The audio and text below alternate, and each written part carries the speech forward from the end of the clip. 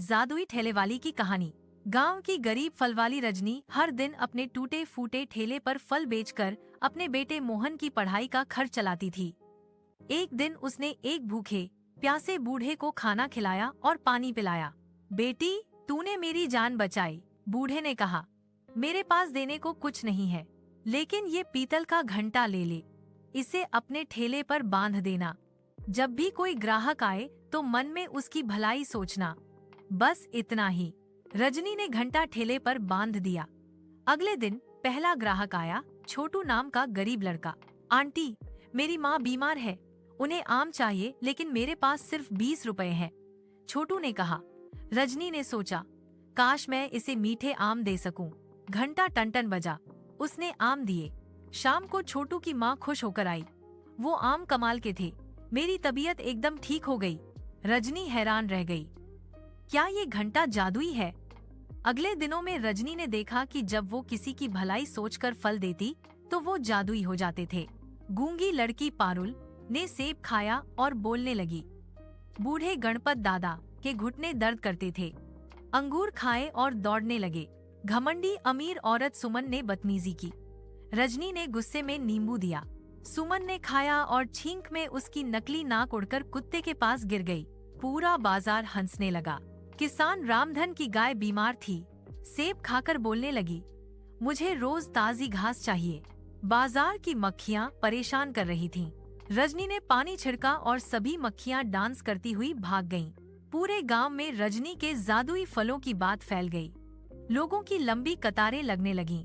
रजनी सबकी मदद करती रही। कुछ दिनों बाद शहर से एक अजनबी आदमी आया, कालिदास, काले कपड़ों में, लाल आंखों वाला, डरावना सा। तुम ही हो वो जादुई ठेले वाली? उसने पूछा। उसने एक सेब खरीदा लेकिन नहीं खाया, चला गया। शाम को कालिदास ने गांव में एक जादू का शो किया। आखिर में बोला, वो ठेले वाली तुम्हें धोखा दे रही है, उसके फलों में कोई जादू नहीं है। लोग कंफ्यूजन में पड़ गए। उस रात कालिदास अपने गुंडों के साथ रजनी के पास आया। मुझे वो घंटा दे दो, मैं तुम्हें लाखों रुपए दूंगा, उसने कहा। नहीं, ये मैं नहीं दूंगी, रजनी ने मना कर दिया। तो फिर मैं जबरदस्ती लूंगा। गुंडे ठेले की तरफ बढ़े। घंटा अचानक जोर जोर से बजने लगा। टन टन टन, एक तेज रोशनी निकली। गुंडे पीछे हट गए। मैं वापस आऊंगा, कालिदास धमकी देकर भाग गया। अगले दिन अजीब चीजें होने लगी। कुओं का पानी कड़वा हो गया, खेतों की फसल मुरझा गई, जानवर बीमार पड़ने लगे, बच्चों को बुखार आने लगा। रजनी के घर के बाहर एक काला कौआ चिट्ठी लेकर आया, तुम्हारे पास 2 दिन है, घंटा दे दो वरना पूरा गांव बर्बाद हो जाएगा। रजनी ने अपने जादुई फल बांटे, लेकिन वे काम नहीं कर रहे थे। कालिदास का काला जादू बहुत ताकतवर था। माँ, हम क्या करें? मोहन ने पूछा। मुझे उस बूढ़े बाबा को ढूंढना होगा, सिर्फ वही बता सकते हैं कि कालिदास को कैसे हराया जाए। रजनी गांव छोड़कर बाबा को ढूंढने निकल पड़ी। घंटा उसे रास्ता दिखाता रहा। 3 दिन की मुश्किल यात्रा के बाद वो एक पहाड़ की चोटी पर पहुंची। वहां वही बूढ़ा बाबा बैठे थे। बाबा, मुझे आपकी मदद चाहिए। रजनी ने पूरी कहानी सुनाई। कालिदास मेरा पुराना दुश्मन है, बाबा ने कहा। उसे हराने का सिर्फ एक तरीका है। कौन सा? तुम्हें जादुई किताब, रोशनी का ग्रंथ ढूंढना होगा। वो किताब काले जादू को खत्म कर सकती है, लेकिन वो किताब खतरनाक जगह पर है, शापित पुस्तकालय में। वो कहाँ है? अंधेरे जंगल के बीचों बीच। वहाँ पहुँचना बहुत मुश्किल है। रास्ते में खतरनाक जानवर, भूत, प्रेत और मायावी रास्ते हैं। रजनी ने हिम्मत की। मैं जाऊंगी, मुझे अपने गांव को बचाना है। बाबा ने एक जादुई मशाल दी। ये तुम्हारी रक्षा करेगी, लेकिन याद रखना, किताब को पढ़ने के लिए तुम्हारा दिल बिल्कुल साफ होना चाहिए। अगर दिल में जरा भी बुराई हुई तो किताब नहीं खुलेगी। रजनी अंधेरे जंगल में घुसी। जादुई मशाल की रोशनी में उसे रास्ता दिख रहा था, लेकिन जंगल डरावना था। पेड़ों से अजीब आवाजें आ रही थीं। जानवरों की चमकती आंखें दिख रही थीं। रास्ता बार बार बदल जाता था। एक बार एक काली परछाई उसके सामने आई। वापस चली जा, आगे मौत है, परछाई ने धमकी दी। लेकिन रजनी ने अपना घंटा हिलाया। घंटा बजा और परछाई गायब हो गई। 2 दिन की खतरनाक यात्रा के बाद आखिरकार वो शापित पुस्तकालय के सामने पहुंची। ये एक बहुत पुराना टूटा फूटा महल था। दरवाजे पर लिखा था, जो यहाँ आता है वो कभी वापस नहीं जाता। रजनी ने गहरी सांस ली और अंदर चली गई। अंदर हजारों किताबें थीं, धूल से ढकी हुई। अंधेरा था, मकड़ियों के जाले थे। मुझे रोशनी का ग्रंथ कहाँ मिलेगी, रजनी ने सोचा। तभी घंटा फिर से बजा। वो एक किताब की तरफ इशारा कर रहा था। रजनी ने देखा, सबसे ऊंची अलमारी पर एक सुनहरी किताब रखी थी। उस पर लिखा था, रोशनी का ग्रंथ। लेकिन किताब तक पहुंचना आसान नहीं था। अलमारी बहुत ऊंची थी। रजनी ने सीढ़ी खोजी, धीरे धीरे चढ़ने लगी। लेकिन जैसे ही उसने किताब छुई, अलमारी हिलने लगी। अचानक एक भयानक आवाज गूंजी, कौन है जो रोशनी का ग्रंथ चुराने आया है? एक विशाल भूत प्रकट हुआ। वो पुस्तकालय का रक्षक था। मैं चोर नहीं हूँ, रजनी ने कहा। मुझे ये किताब एक बुरे जादूगर को हराने के लिए चाहिए। झूठ, भूत चिल्लाया। सब यही बहाना बनाते हैं। भूत ने रजनी पर हमला किया, लेकिन रजनी ने अपना घंटा बजाया। घंटे से सुनहरी रोशनी निकली। रुको, भूत पीछे हटा। ये घंटा, ये तो पवित्र है। तुम्हारा दिल साफ है। भूत शांत हो गया। माफ करना, बहुत लोग यहाँ चोरी करने आते हैं, लेकिन तुम अलग हो। तुम सच में अच्छे काम के लिए आई हो। भूत ने किताब दी। लो, ये रोशनी का ग्रंथ। लेकिन याद रखना, इसे सिर्फ पूर्णिमा की रात में सच्चे दिल से पढ़ना, तभी इसका जादू काम करेगा। रजनी किताब लेकर वापस गांव की तरफ निकल पड़ी। रास्ते में उसे कई और मुश्किलों का सामना करना पड़ा, लेकिन घंटे की मदद से वो सब पार कर गई। जब वो गांव पहुंची तो देखा कि हालत और खराब हो गई थी। कालिदास ने पूरे गांव को अपने काले जादू से घेर लिया था। माँ, तुम आ गई, मोहन दौड़कर आया। हाँ बेटा, और मैं रोशनी का ग्रंथ ले आई हूँ। लेकिन समस्या थी, कल पूर्णिमा की रात है। तब तक गांव बच पाएगा या नहीं? कालिदास महल की छत पर खड़ा होकर हंस रहा था। रजनी, तुम आ गई। देर हो चुकी है। कल पूर्णिमा की रात मैं पूरे गांव को अपना गुलाम बना लूंगा। रजनी ने किताब को कसकर पकड़ा। नहीं कालिदास, कल की रात तुम्हारे काले जादू का अंत होगा। रजनी किताब लेकर वापस आई थी, लेकिन गांव की हालत देखकर उसका दिल दहल गया। कालिदास ने पूरे गांव पर काली छाया का जाल बिछा दिया था। लोग ज़ॉम्बी की तरह चल रहे थे, बिना किसी भाव के, बिना बोले। बच्चे रो नहीं रहे थे, जानवर आवाज नहीं निकाल रहे थे। पूरा गांव एक भयानक सन्नाटे में डूब चुका था। माँ, ये सब लोग। मोहन की आंखों में आंसू थे। कालिदास ने इन सब की आत्माओं को अपने काबू में कर लिया है, रजनी ने दुख से कहा। गांव के बीचों बीच एक विशाल काला मंच बना हुआ था। उस पर कालिदास बैठा था, काले सिंहासन पर। उसके चारों तरफ काला धुआं घूम रहा था। उसकी आंखें लाल आग की तरह जल रही थीं। आ गई रजनी? कालिदास ने अपनी भयानक आवाज में कहा। देखा, ये सब अब मेरे गुलाम हैं। कल पूर्णिमा की रात में मैं इन सब की आत्माओं को हमेशा के लिए अपना बना लूंगा।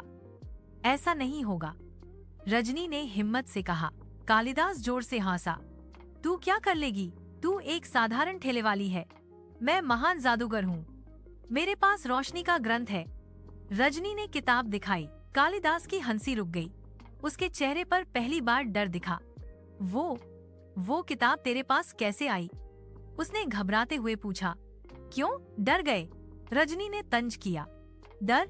मैं किसी से नहीं डरता, कालिदास चिल्लाया। लेकिन वो किताब तुझे कुछ नहीं कर सकती। उसे पढ़ने के लिए बहुत शक्ति चाहिए। तू एक कमजोर औरत है। हम देखेंगे। कल पूर्णिमा की रात रजनी ने चुनौती दी। रजनी अपने घर वापस आई। उसने रोशनी का ग्रंथ खोलने की कोशिश की। किताब सुनहरी थी, उस पर अजीब निशान बने थे, लेकिन किताब नहीं खुल रही थी, जैसे किसी ने उसे बंद कर रखा हो। बाबा ने कहा था, सच्चे और साफ दिल से पढ़ना होगा। रजनी ने याद किया। उसने किताब को अपने सीने से लगाया, आंखें बंद कीं और मन में प्रार्थना की। हे भगवान, मैं कोई महान नहीं हूँ। मैं सिर्फ एक साधारण औरत हूँ, लेकिन मेरे गांव के लोग मुझ पर भरोसा करते हैं। कृपया मुझे शक्ति दो। अचानक किताब चमकने लगी। धीरे धीरे उसके पन्ने खुलने लगे। पहले पेज पर लिखा था, रोशनी का ग्रंथ वो पढ़ सकता है जिसका इरादा पवित्र हो। इस किताब में 3 मंत्र हैं। 1. शुद्धि का मंत्र जो काले जादू को कमजोर करता है। 2. रक्षा का मंत्र जो सबकी आत्माओं को बचाता है। 3. प्रकाश का मंत्र जो अंधेरे को हमेशा के लिए खत्म करता है। रजनी ने सारी रात किताब पढ़ी, मंत्र याद किए, लेकिन किताब में चेतावनी भी थी। ध्यान रहे, अगर मंत्र पढ़ते समय जरा सा भी डर या शक हुआ तो मंत्र उल्टा काम करेगा और पढ़ने वाला खुद अंधेरे में खो जाएगा। रजनी के हाथ कांप गए। मैं डरूंगी नहीं, मुझे अपने गांव को बचाना है। मोहन उसके पास आया। माँ, मैं तुम्हारी मदद करूंगा। नहीं बेटा, ये बहुत खतरनाक है। लेकिन माँ, आप अकेली कैसे लड़ेंगी? रजनी ने अपने बेटे को गले लगाया। बेटा, कभी कभी अकेले ही लड़ना पड़ता है, लेकिन तुम्हारा प्यार मेरे साथ है, वो मेरी सबसे बड़ी ताकत है। अगली शाम जब सूरज डूबने लगा तो आसमान में पूरा चांद निकला, चमकीला, गोल, सुनहरा। कालिदास ने अपना मंच सजाया था। सभी गांव वाले वहां खड़े थे, बेजान, बिना किसी भाव के। उनकी आंखों में कोई चमक नहीं थी। आज की रात मैं सबसे ताकतवर जादूगर बन जाऊंगा, कालिदास चिल्लाया। इन सभी की आत्माओं की शक्ति से मैं अमर हो जाऊंगा। उसने अपनी जादुई छड़ी उठाई। काला धुआं और तेज हो गया। वो सभी लोगों को घेरने लगा। तभी रजनी वहां पहुंची। उसके हाथ में रोशनी का ग्रंथ था, गले में जादुई घंटा, आंखों में दृढ़ संकल्प। रुक जाओ कालिदास। कालिदास ने मुड़कर देखा। तो आ गई? अच्छा है, अब मैं तुझे भी अपना गुलाम बना लूंगा और वो जादुई घंटा भी मेरा हो जाएगा। पहले मुझे हराना होगा। रजनी ने किताब खोली। पहला मंत्र, शुद्धि का आह्वान। रजनी ने किताब का पहला पेज खोला। वहां सुनहरे अक्षरों में लिखा था, ज्योति ज्योति महाज्योति, तमसो मां ज्योतिर्गमय। शुद्धि कर, शुद्धि कर, काले जादू को दूर कर। रजनी ने पूरे मन से मंत्र पढ़ना शुरू किया। उसकी आवाज शांत थी, लेकिन दृढ़। जैसे ही उसने मंत्र पढ़ा, रोशनी के ग्रंथ से सुनहरी रोशनी निकलने लगी। वो रोशनी चारों तरफ फैलने लगी। कालिदास का काला धुआं धीरे धीरे कमजोर होने लगा। नहीं, ये नहीं हो सकता। कालिदास घबरा गया। उसने अपनी छड़ी घुमाई और एक काली बिजली रजनी की तरफ फेंकी, लेकिन रजनी के गले का घंटा अपने आप बज उठा। घंटे से निकली सुनहरी रोशनी ने काली बिजली को रोक दिया। ये घंटा भी तेरी रक्षा कर रहा है? कालिदास को गुस्सा आया।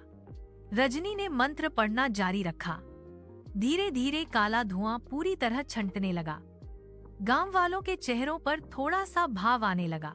कालिदास ने देखा कि उसका जादू कमजोर हो रहा है। उसने अपनी पूरी शक्ति लगा दी। अगर मैं इन सब की आत्माओं को अपने काबू में नहीं कर सकता तो इन्हें खत्म ही कर दूंगा। उसने अपनी छड़ी से एक विशाल काली लहर भेजी। वो लहर सभी गांव वालों को मारने वाली थी। नहीं, रजनी चिल्लाई। उसने जल्दी से दूसरा मंत्र पढ़ा, रक्षक रक्षक महारक्षक, सबकी रक्षा करो, आत्माओं को बचाओ, बुराई से दूर रखो। रोशनी के ग्रंथ से एक सुनहरा कवच निकला। वो कवच सभी गांव वालों के चारों तरफ घूम गया। काली लहर उस कवच से टकराई और वापस कालिदास की तरफ लौट गई। आउच! कालिदास चीखा। उसकी अपनी ही शक्ति ने उसे नुकसान पहुंचाया। सभी गांव वालों की आंखों में चमक वापस आने लगी। वे धीरे धीरे होश में आ रहे थे। क्या हो रहा है? लोग चारों तरफ देखने लगे। रजनी दीदी हमें बचा रही हैं, किसी ने चिल्लाकर कहा। अब कालिदास बौखला गया था। उसकी सारी योजना खराब हो रही थी। तूने मेरा सब कुछ बर्बाद कर दिया, वो चिल्लाया। अचानक उसके शरीर में बदलाव आने लगा। वो बड़ा होने लगा। उसके पीछे से काले पंख निकल आए। उसकी आंखें पूरी तरह लाल हो गईं। नाखून तलवार जैसे लंबे हो गए। अब मैं अपने असली रूप में हूँ, कालिदास गर्जा। मैं सिर्फ जादूगर नहीं, एक शक्तिशाली राक्षस हूँ। गांव वाले डर गए। कुछ लोग भागने लगे। रुको, रजनी ने आवाज दी। डरो मत, डर ही उसकी ताकत है। अगर हम डर गए तो वो जीत जाएगा। मोहन आगे आया। माँ सही कह रही है, हम सब साथ हैं। एक एक करके सभी गांव वाले रजनी के पीछे खड़े हो गए। बूढ़े, जवान, बच्चे सभी, हम रजनी दीदी के साथ हैं, सब एक साथ बोले। इस एकता को देखकर रजनी की हिम्मत और बढ़ गई। अब आखिरी मंत्र का समय था। रजनी ने किताब का आखिरी पेज खोला। वहाँ लिखा था, ये मंत्र सबसे शक्तिशाली है, लेकिन इसे पढ़ने के लिए सिर्फ एक इंसान का साहस नहीं, बल्कि सबका साथ चाहिए। सभी को एक साथ मंत्र बोलना होगा। रजनी ने सभी को मंत्र सिखाया। प्रकाश है, सदा प्रकाश है, अंधेरा दूर हो, बुराई खत्म हो। सभी गांव वाले एक साथ मंत्र बोलने लगे, पहले धीरे धीरे, फिर जोर से। प्रकाश है, सदा प्रकाश है। आसमान में चांद और तेज चमकने लगा। रोशनी के ग्रंथ से एक विशाल सुनहरा प्रकाश निकला। वो प्रकाश इतना तेज था कि सभी को आंखें बंद करनी पड़ी। नहीं नहीं, ये रोशनी मुझे जला रही है, कालिदास चीखने लगा। उसके काले पंख जलने लगे, उसका राक्षसी रूप पिघलने लगा। जैसे जैसे प्रकाश तेज होता गया, कालिदास कमजोर होता गया। अचानक उसका राक्षसी रूप पूरी तरह हट गया। अब वहाँ एक साधारण सा बूढ़ा आदमी खड़ा था, बहुत कमजोर, थका हुआ। मैं हार गया, उसने धीरे से कहा। रजनी ने देखा कि कालिदास की आंखों में आंसू थे। तुम इतने बुरे क्यों बन गए? रजनी ने पूछा। 200 साल पहले मैं एक अच्छा इंसान था, कालिदास ने कहा, लेकिन मेरे परिवार को एक जादूगर ने मार दिया। तब से मैं बदले की आग में जल रहा हूँ। मैंने काला जादू सीखा, लेकिन धीरे धीरे मैं खुद राक्षस बन गया। रजनी का दिल पिघल गया। नफरत ने तुम्हें बर्बाद कर दिया। हाँ, कालिदास ने माना। मैं माफी मांगता हूँ। रोशनी का ग्रंथ अब भी चमक रहा था। उसमें से एक और आवाज आई, जो सच्चे दिल से माफी मांगे, उसे माफ कर दो। नफरत से नफरत खत्म नहीं होती, प्रेम से होती है। रजनी ने कालिदास की तरफ हाथ बढ़ाया। मैं तुम्हें माफ करती हूँ। जैसे ही रजनी ने उसका हाथ पकड़ा, कालिदास के शरीर से काला धुआं निकलकर उड़ गया। वो शुद्ध हो गया। धन्यवाद, कालिदास ने कहा, तुमने मुझे नफरत से मुक्त किया। प्रकाश धीरे धीरे कम हुआ। पूरा गांव फिर से सामान्य हो गया। कुओं का पानी मीठा हो गया। खेतों में फसल फिर से हरी हो गई। जानवर ठीक हो गए। बच्चों के चेहरे पर मुस्कान वापस आ गई। रजनी दीदी की जय, सब चिल्लाने लगे। रजनी माँ की जय। लोग नाचने गाने लगे। पूरे गांव में खुशी का माहौल था। रोशनी का ग्रंथ धीरे धीरे बंद हो गया। अचानक उसमें से उसी बूढ़े बाबा की आवाज आई, बेटी रजनी, तुमने कमाल कर दिया। तुमने सिर्फ अपने गांव को नहीं, बल्कि एक भटकी हुई आत्मा को भी बचाया। बाबा, रजनी ने किताब को छू कर प्रणाम किया। अब ये किताब वापस पुस्तकालय जाएगी, लेकिन तुम्हारे पास वो घंटा रहेगा। तुम इससे लोगों की भलाई करती रहना। किताब एक सुनहरी रोशनी में गायब हो गई। कालिदास ने अपने बुरे काम की सजा के तौर पर गांव में रहकर लोगों की सेवा करने का फैसला किया। मैंने बहुत बुराई की है, अब मैं अच्छे काम करके उसकी भरपाई करूंगा, उसने कहा। वो गांव का शिक्षक बन गया, बच्चों को पढ़ाने लगा। लेकिन अब वो काला जादू नहीं, बल्कि अच्छी बातें सिखाता था। रजनी फिर से अपने ठेले पर फल बेचने लगी। उसका जादुई घंटा अब भी लोगों की मदद करता रहा। एक दिन चिंकी आई, जिसने सबसे पहले जादुई आम खाया था। आंटी, आपको पता है, मेरी माँ की तबीयत अब बिल्कुल ठीक है। वो अब काम पर जाती हैं। हम खुश हैं। बहुत अच्छा बेटा। रजनी ने प्यार से उसके सिर पर हाथ फेरा। मोहन अपनी पढ़ाई में और भी तेज हो गया। वो बड़ा होकर डॉक्टर बनना चाहता था। माँ, एक दिन मैं भी तुम्हारी तरह लोगों की मदद करूँगा, मोहन ने कहा। तू पहले से ही कर रहा है बेटा। अच्छा इंसान बनना सबसे बड़ी मदद है। कुछ महीने बाद गांव में एक बड़ा जश्न आयोजित किया गया। रजनी को गांव की माँ का सम्मान दिया गया। मंच पर खड़ी होकर रजनी ने कहा, मेरे प्यारे गांव वालों, मैं कोई खास नहीं हूँ। मैं सिर्फ एक साधारण ठेले वाली हूँ। जो जादू आप लोग मेरे ठेले में देखते हैं, वो असल में मेरे दिल में है। सच्चा जादू प्यार में है, दया में है, मदद करने में है। जब हम किसी की भलाई सोचते हैं, तो वो अपने आप जादू बन जाता है। और सबसे बड़ी बात, बुराई को बुराई से नहीं, प्यार से हराया जाता है। अगर मैंने कालिदास को माफ नहीं किया होता, तो आज वो एक अच्छा शिक्षक नहीं बन पाता। सब लोग ताली बजाने लगे। उस रात जब रजनी अपने घर की छत पर बैठी थी तो आसमान में वही पूर्णिमा का चांद चमक रहा था। उसने अपना जादुई घंटा देखा। घंटा धीरे से बज उठा। Ton ton. रजनी मुस्कुरा दी। धन्यवाद, तुमने मुझे सिखाया कि असली जादू क्या होता है। आसमान में एक तारा टूटा, जैसे किसी ने जवाब दिया हो। ऐसी और कहानियाँ देखने के लिए हमारे चैनल कार्टून कहानियाँ को लाइक, शेयर और सब्सक्राइब करें।